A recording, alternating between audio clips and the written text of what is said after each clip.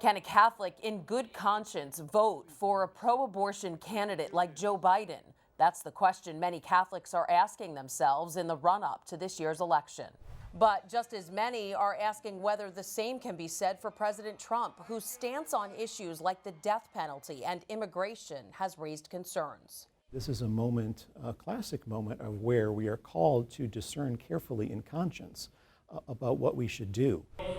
That dilemma has Catholics split down the middle politically. 48% of registered Catholic voters describe themselves as Republican, while 47% identify as Democrats, according to Pew Research polling. Their views divided by race and ethnicity. So what's a conflicted Catholic voter to do? Experts like Chris Vogt think voting your conscience is key. Another is examining what's at the core of Catholic social teaching. So Catholic social teaching comes from both Scripture and from the use of reason, and it's a set of principles that and values and proposals really about how the world should be that are meant to engage all people of goodwill. Vogt says Catholics also need to dig deep on the reasons why they might vote for a particular candidate, because intention is essential to understanding the morality of an action. Explaining it this way. So if I'm voting for Joe Biden because he supports abortion rights, that would be wrong from a Catholic point of view.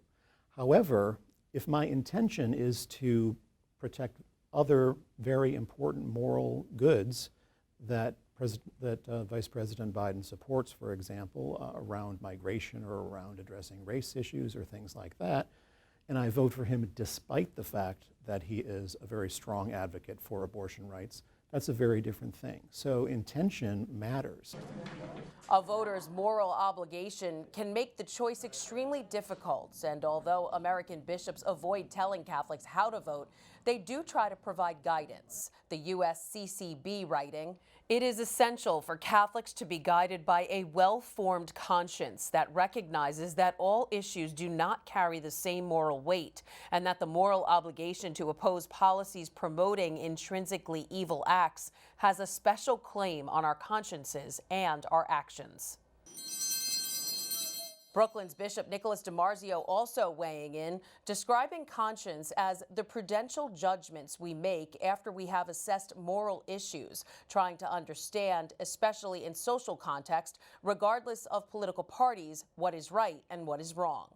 The dilemma for Catholics who really support all of the Church's social teaching and also support the Church's position on life issues is that we don't really have a home in American political life. A reality that makes clear some of the tough choices ahead for conscientious Catholic voters come Election Day.